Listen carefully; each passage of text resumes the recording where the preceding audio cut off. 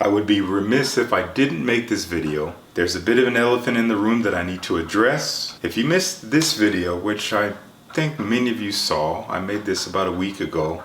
I did a video talking about the story behind my departure from YouTube a few years ago. But not only that story, also the implications that apply to my fragrance journey today, and I think that resonate with a lot of you and where you are today in your journey. I was absolutely blown away by the response to that video. I know it did have a bit of a provocative title. I didn't want to grab your attention with that, but it was the truth. I was literally telling a story of what the title said. But more important than the video and what I said, and I do appreciate all the comments you guys left, meeting me halfway and telling me like, yeah, I totally relate to that. I'm in that place now. I'm struggling with my collection, with redundancy. I'm buying too much. I have all these fragrances I don't wear. I hear you guys. And again, I can relate to all of that. And with that was something a little bit alarming to me. It was this very overwhelming sentiment of a lot of you guys saying, yes, I'm struggling with this.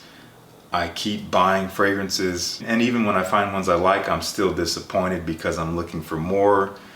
And what does that sound like? That sounds like addiction. Let's be real. And I'm not exempt from this. All of us are kind of addicted to this thing to one degree or another.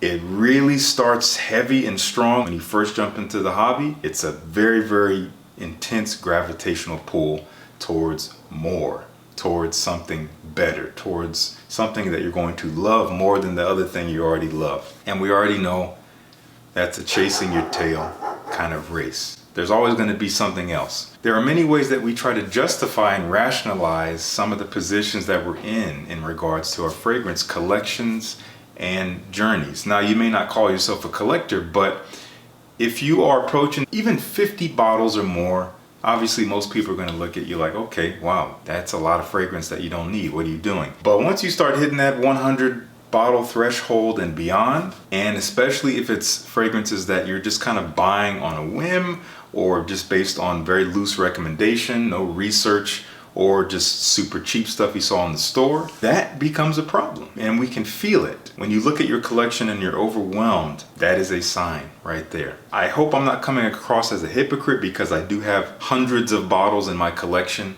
and I have them for obviously enjoyment, but also I use them for reviewing purposes. They have a function as a part of my daily life when it comes to creating content for this channel. But even then, there are some days where I'm like, man, this is too much. I'm overwhelmed. And I look at the fragrances I'm not really wearing, and at the very least not even talking about in videos, and I start to even question, do I really need this? I still do question it at times. It does seem excessive at times.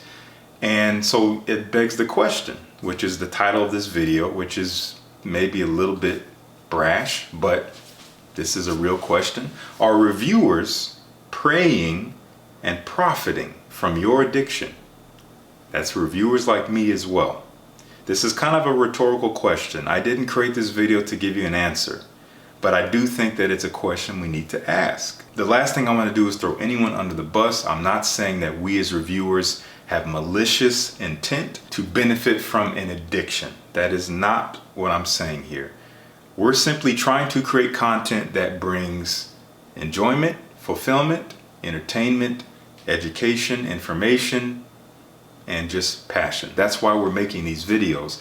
And it so happens to come with our opinions. And if those of you who subscribe to our channels because you enjoy or respect our opinions, then that will tend to lead to you taking our suggestions for the fragrances that we're talking about to actually go out and get them and rinse and repeat. And then those collections grow, especially as you acquire these opinions from different people all at the same time. So I'm not trying to say we need to change anything because frankly, I don't know what to change. All I'm saying is we should be careful. Be careful with this. Your life is not at stake. It's not that serious. This is not life-threatening.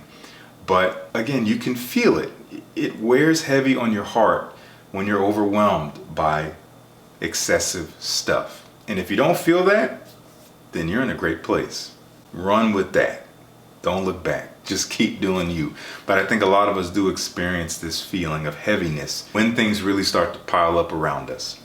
and it's more than any one human can actually enjoy. I think it's a beautiful thing to amass a collection of fragrances that fit different personalities and moods that you want to convey and you want to supplement yourself with. And everyone has their purposes for fragrances. Some people are after a fragrance to soothe them or calm them or affect their mood or affect their emotions. Some people simply want to be likable to others and get as many compliments in a night as they can to boost their confidence and whatever it may be. Whatever your purpose is, be mindful of your acquisition of fragrances. Do your research, try stuff in stores if you can, get decants if you can.